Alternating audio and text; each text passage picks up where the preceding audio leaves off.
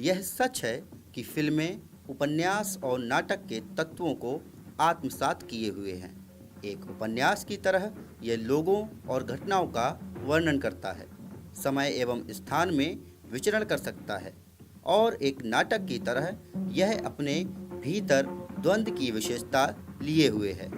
फिर भी सिनेमाई भाषा जितनी शुद्ध होती है, वह उपन्यास और नाटक से उतनी ही मुक्त होती चली जाती है।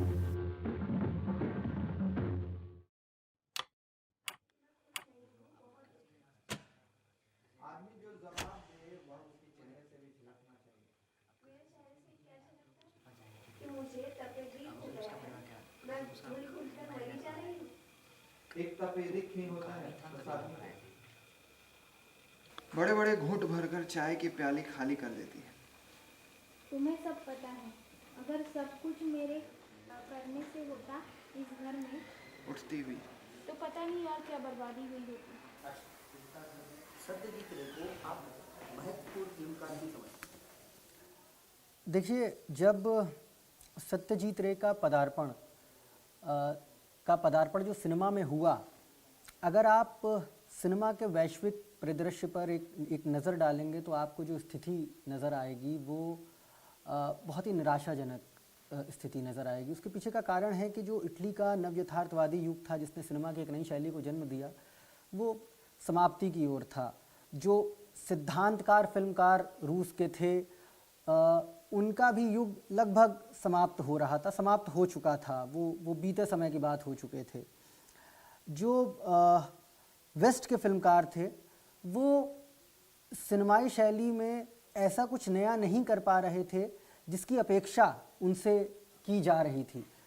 ऐसे समय में जब वैश्विक स्तर पर सिनेमा का ऐसा परिदृश्य था, ऐसे समय पर एशिया में दो महत्वपूर्ण फिल्मकारों का पदार्पण हुआ। प्रथम अकीरा कुरोसावा और दूसरे सत्यजीत रे।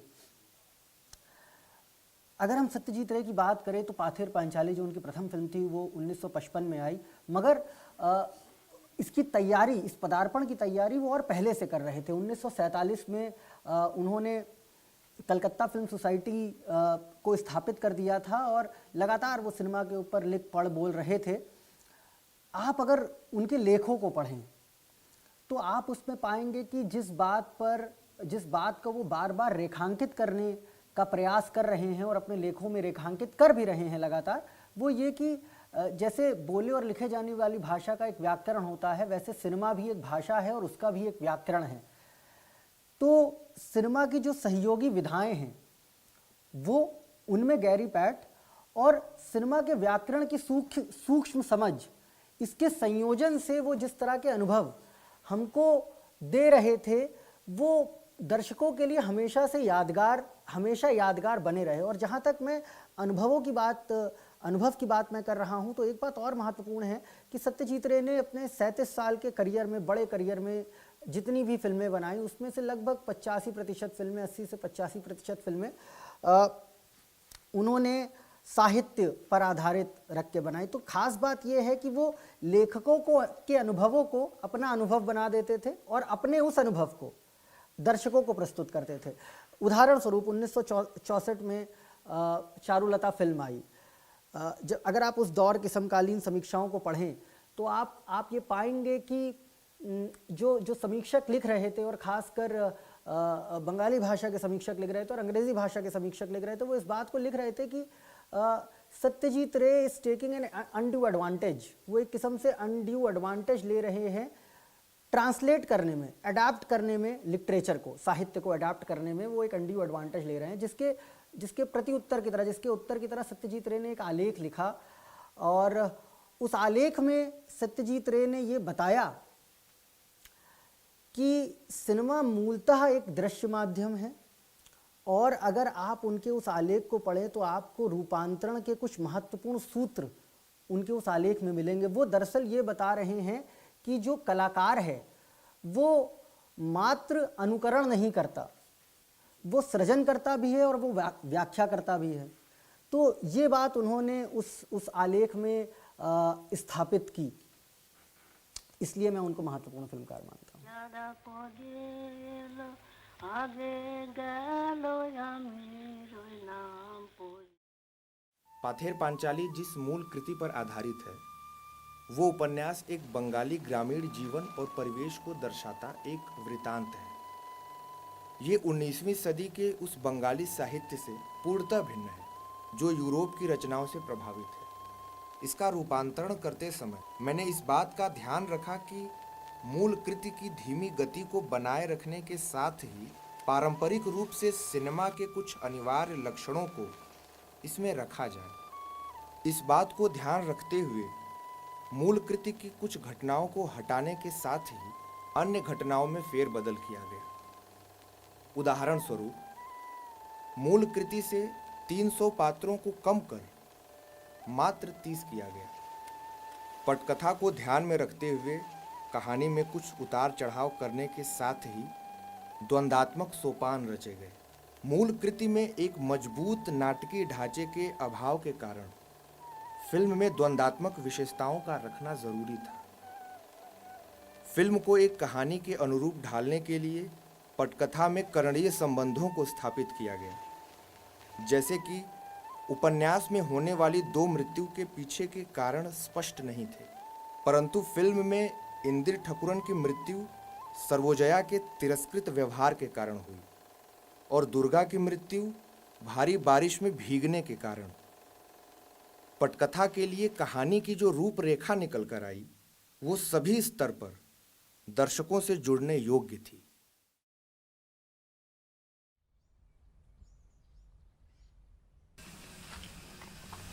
आप फिल्म अध्ययन के छात्र होने के नाते उनकी फिल्मों को किस दृष्टि से देखते हैं? देखिए, सत्यजीत रे का सिनेमा हमेशा से ही फिल्म अध्ययन के छात्रों के लिए एक अध्ययन का विषय रहा है। हम देख पाएंगे कि उनका जो सिनेमा रहा है और उनके सिनेमा का जो परिवेश रहा है वो उनके परिवेश से बिल्कुल भिन्न रहा है। अगर हम देखें उनकी फिल्मों की फिल्मोग्राफी अगर हम उनकी देखें तो उनकी सारी फिल्में एक दूसरे से अलग हैं, एक दूसरे से भिन्न हैं और सारी फिल्मों के का जो परिवेश है, जो चरित्र हैं, वो बहुत ही सच्चाई से उन्होंने पेश किया है। इसका कारण क्या है? साहित्य, क्योंकि साहित्य पे उनकी एक मजबूत पकड़ थी और इस वजह से ये उनकी सिनेमा में देखने को मिलता है। दूसरा सबसे बड़ा कारण ये है कि जो उन्होंने एक सिनेमाई भाषा को विकसित किया। हम देखेंगे कि जो बम्बैया सिनेमा था वो एक टाइम के बाद सिर्फ वो चीज़ें बनाना शुरू किया जो दर्शक देखना चाहते हैं, जबकि सत्यजीत रे ने वो बनाया जो वो दिखाना चाहते थे और ये उनकी सिनेमाई भाषा को विकसित करने का एक बड़ा जरिया बना।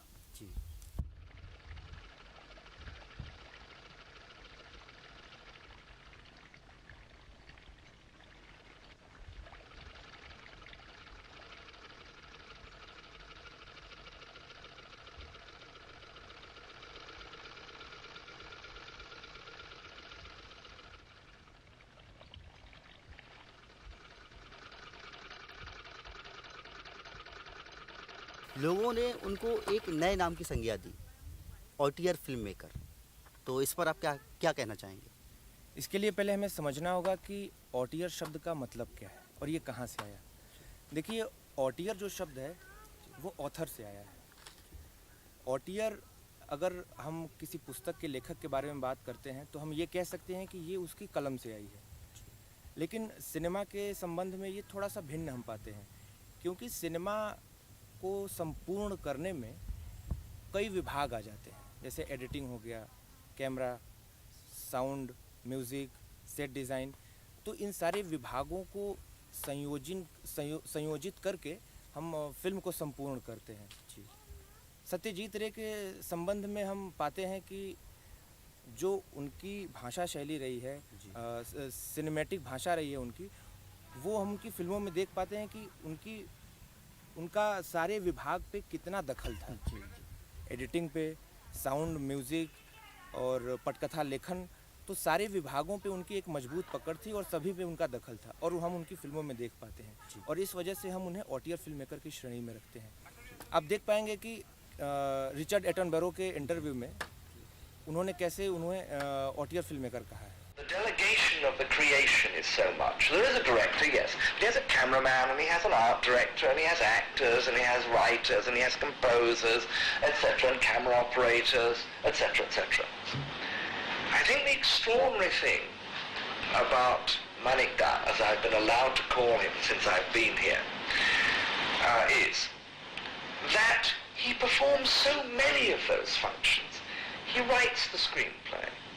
He composes the music. He directs it. He operates the camera. He half lights the set. Certainly he works with the lighting cameraman in such detail that any source of light or change that he wants, he gets. He edits his own films. Almost as Chaplin did. He's even so firm about what he wants from the actor. I'm afraid he is. Very clever. Absolutely. And his interest and almost what's the phrase I want? Obsession with detail means that he puts 90% of what there is onto that screen. Bangladesh কোন দেশেতে তরুলতা সকল দেশে চাইতে শ্যামল কোন দেশেতে চলতে গেলে দলতে হয় রে দুর্বা কোমল কোথায় ফলে সোনার ফসল সোনার কমল ফোটে রে সে আমাদের বাংলাদেশ আমাদেরই বাংলারে কোথায় ডাকে দোয়েল শ্যামা ফিঙে নাচে গাছে গাছে কোথায় জলে মরাল চলে মরালি তার পাছে পাছে বাবুই কোথা বাসা বনে চাতক বাড়ি যাচ্ছে রে সে আমাদের বাংলাদেশ আমাদেরই বাংলারে কোন ভাষা মরমে পুষি আকুল করে তোলে फिल्म पाथेर पांचाली को बनाने में सत्यजीत रे को किन किन समस्याओं से सामना करना पड़ा? जी, जैसा कि हर नए फिल्मकार के साथ होता ही है, तो पहली फिल्म बनाने के लिए बहुत से समस्याओं का सामना करना पड़ता था। पर सत्यजीत रे की कहानी जब देखते हैं तो कुछ अलग तरीके का मिलता है, क्योंकि वो उस फिल्म को बनाने को लेकर मानसिक और कलात्मक रूप से तो पूरी तरह तैयार थे, किंतु जो उनको सबसे बड़ी दिक्कत आ रही थी वो आर्थिक रूप से आ रही, क्योंकि उन्होंने जब 1952 में पहली बार बाइसिकल थीफ देखी थी तभी उन्होंने तय कर लिया था कि वो फिल्म तो बना ही लेंगे अपनी फिल्म, और इसी प्रकार बनाएंगे, रियल लोकेशन पे शूट करेंगे, नेचुरल लाइट्स रहेगी। किंतु जब यही आइडिया उन्होंने बंगाल के जो फिल्म मेकर्स थे या प्रोड्यूसर्स थे उनके साथ शेयर किया, सोचा कि कोई उनके साथ फिल्म बनाने के लिए राजी हो जाए, तो कोई भी इसके साथ करना ही नहीं चाहते थे। इसका कारण ये हुआ कि एक नए फिल्मकार थे, हर एक को लग रहा था कि ये थ्योरी है नहीं, क्योंकि उस समय जो फिल्म मेकिंग होती थी वो पूरी स्टूडियो बेस्ड होती थी, इसलिए तो उन्होंने फिर आगे तय करा कि वो अपनी बचत के पैसों से फिल्म मेकिंग करेंगे, और जो पहली फिल्म है वो अपनी बचत के पैसे से करेंगे। अब बचत के पैसे तो बहुत कम थे, तो इसलिए उन्होंने साथ में नौकरी को भी रखा, और इसीलिए जो उन्होंने पहला दृश्य या आप कह सकते हैं कि पहले शूटिंग की तारीख रखी थी वो वीकेंड रखी थी, जो जिस टाइम में उनको नौकरी नहीं करनी रहती।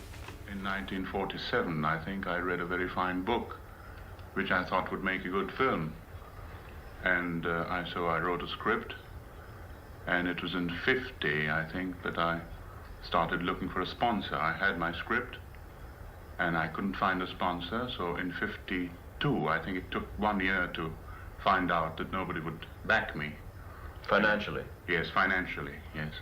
And in 52, I and a few friends of mine managed to pool our resources and started shooting this film with our own money.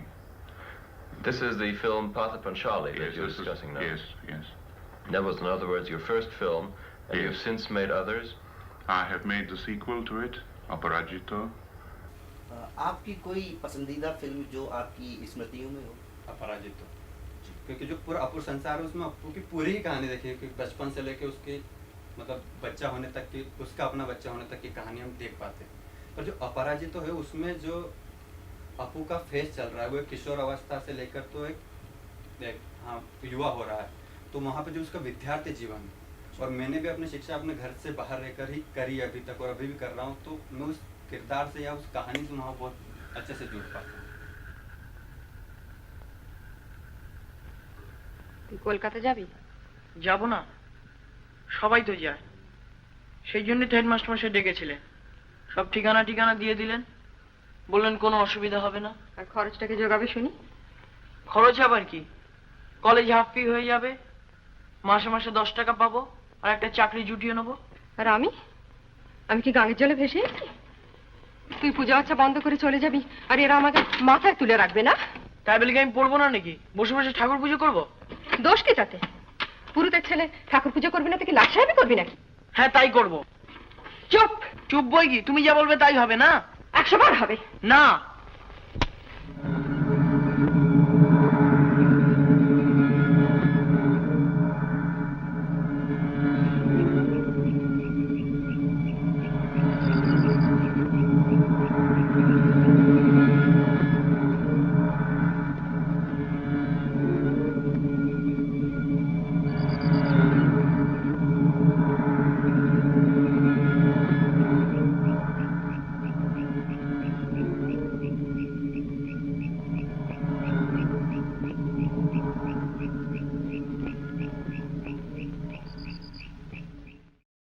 Apu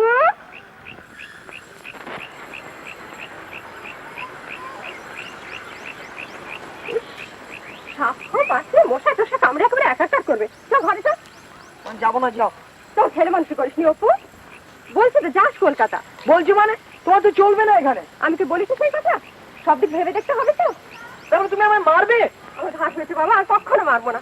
চল একটা জিনিস দেখাই তোকে, চল। এই দেখ,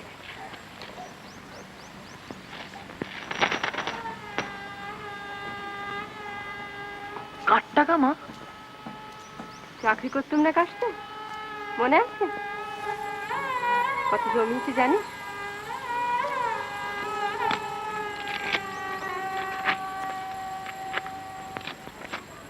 $32। ভাগ্যিস জমিয়েছিল, এর থেকে কিছু দিয়ে দেবো তোর সঙ্গে। একটা মাস চলে যাবে।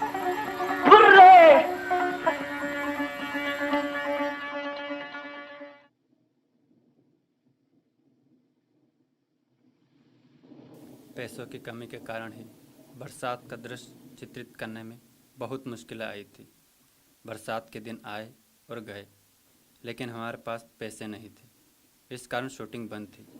आखिर जब हाथ में पैसे आए तब तक अक्टूबर का महीना शुरू हुआ था। शरद ऋतु में निर्भय आकाश के दिन में भी शायद बरसात होगी, इस आशा में मैं, अपू और दुर्गा की भूमिका निभाने वाले बच्चे कैमरा और तकनीशियन को साथ लेकर हर रोज़ देहात में जाकर बैठा रहता था। आकाश में एक भी काला बादल दिखाई दिया तो मुझे लगता कि बरसात होगी। मैं इच्छा करता कि वो बादल बहुत बड़ा हो जाए और बरसने लगे। आखिर एक दिन हुआ भी वैसा ही। शरद ऋतु में भी आसमान में बादल छा गए और धुआंधार बारिश शुरू हुई।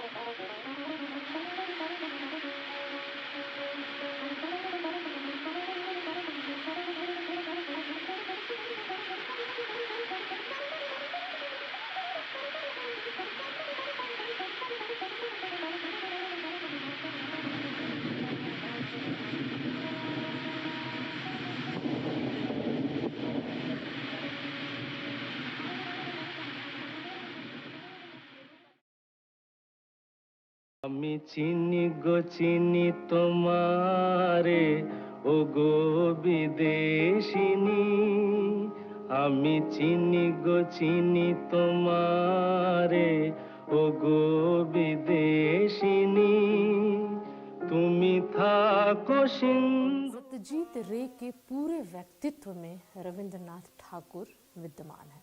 इस बात को हम नकार नहीं सकते। कारण यह है क्योंकि बंगाल की धरती पे रविंद्रनाथ ठाकुर, जिनको हम ठाकुर कहते हैं, तो ठाकुर ईश्वर को भी कहते हैं हम। तो बंगाल की पूरी संस्कृति जो है वह ठाकुर रविंद्रनाथ की जो कर्म भूमि है शांति निकेतन, वहाँ जाने के लिए, वहाँ दर्शन करने के लिए एक परंपरा सी रही है, लोग जाते रहते हैं। इस परंपरा में कहीं न कहीं सत्यजीत रे जब बाल्यावस्था में थे तो वो शांति निकेतन जाते हैं और वहाँ रविंद्रनाथ ठाकुर से मिलते हैं और रविंद्रनाथ ठाकुर उनकी डायरी पर ऑटोग्राफ के रूप में 4 पंक्तियाँ लिख कर देते हैं, जिन पंक्तियों को मैं आपको बता रही हूँ। बहु दीन धौरे बहु कोश दूरे बहु वोय करे बहु देश घुरे देखते गए छी पर्वतमाला देखते गए छी सिंधु देखा होय नी चछु मेलिया घर होते शुधु दुई पाए फेलिया सारा देश घुरे देखा होय नी एकटी घास ऊपरे एकटी शिशिर बिंदु। अर्थ यह है कि रविन्द्रनाथ टैगोर इन पंक्तियों को सत्यजीत रे को देते हैं, जिनका अर्थ है कि सारी दुनिया को मैं घूम आया, जहाँ गया नहीं या जहाँ मेरी दृष्टि नहीं गई वो थी मेरे घर के आंगन पर उगी हुई हरी घास की दूब जिस पर ओस की बूंदें पड़ी थी। अर्थ यह है कि हमें ज़रूरत है कि हम न सिर्फ पूरी दुनिया को जानें, हमारे आसपास क्या है उसे भी हम जानें। शायद मुझे लगता है कि यह भी एक बड़ा कारण रहा है कि सत्यजीत रे के अंतर्मन में रविन्द्रनाथ ठाकुर बस गए थे और बाल्य अवस्था से बसे थे, जिसका असर हमें उनके आगे कई फिल्मों पर दिखता है। साफ साफ हम देख पाते हैं कई महत्वपूर्ण फिल्में जिन पर सीधे सीधे रविन्द्रनाथ टैगोर के जो उपन्यास है, रविन्द्रनाथ टैगोर की जो कहानियाँ हैं, उनको वह अपनी फिल्मों का मुख्य विषय वस्तु बनाते हैं या मुख्य प्लॉट बनाते हैं। चारुलता जो है वह रविन्द्रनाथ ठाकुर की कृति है। नोष्टो नीड़ पर यह फिल्म बनी है और बहुत खूबसूरत फिल्म है। जिस फिल्म को लेकर जब सत्यजीत रे से पूछा जाता है तो वो कहते हैं कि शायद मुझे अगर अवसर मिले तो मैं पुनः चारुलता ही बनाना चाहूँगा।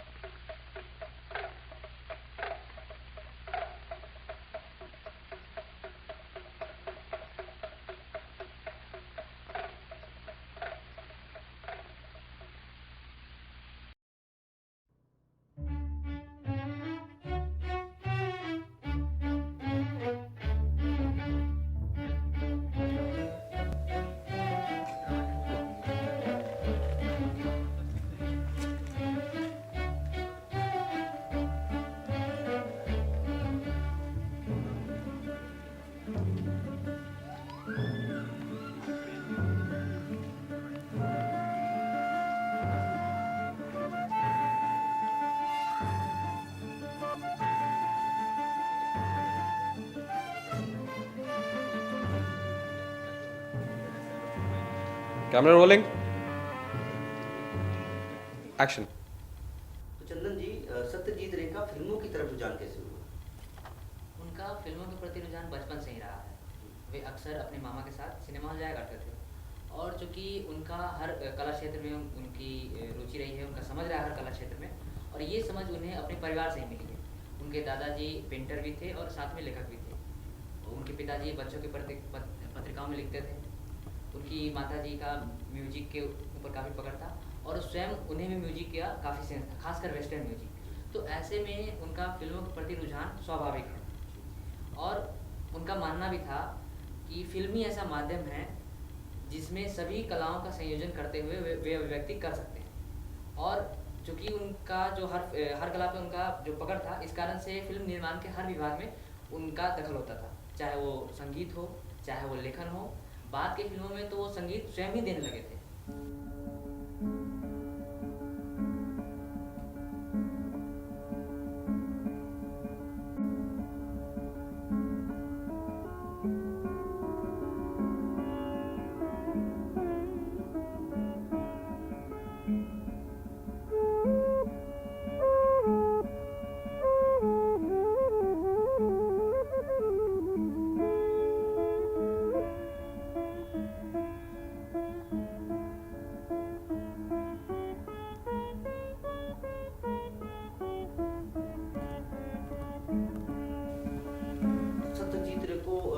कहा जाता है कि वो बहुत ही गंभीर विषयों पे फिल्म बनाते थे, तो इस पे आप क्या कहना चाहेंगे? नहीं, ऐसा नहीं है कि वे सिर्फ गंभीर विषयों पर फिल्म बनाते थे। उन्होंने बच्चों को लेकर भी काफ़ी फिल्में बनाई हैं, जैसे कि टू, पारस पत्थर, सोनार केला इत्यादि। और ये जो बच्चों को लेकर समझ है, ये कह सकते हैं काफ़ी पहले से थी। बचपन से ही ये समझ उनके भीतर पलती रही।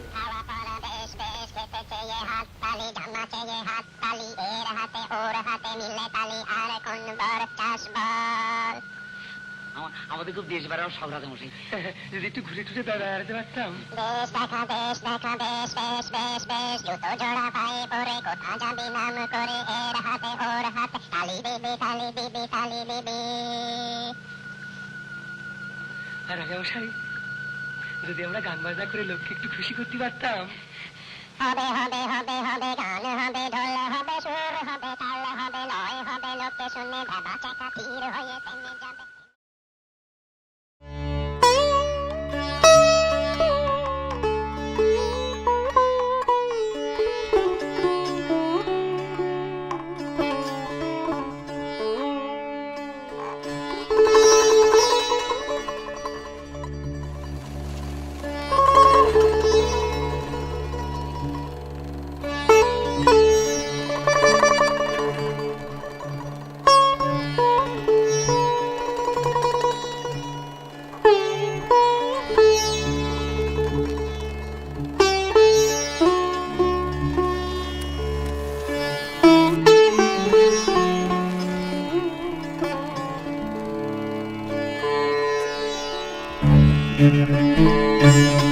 Thank you.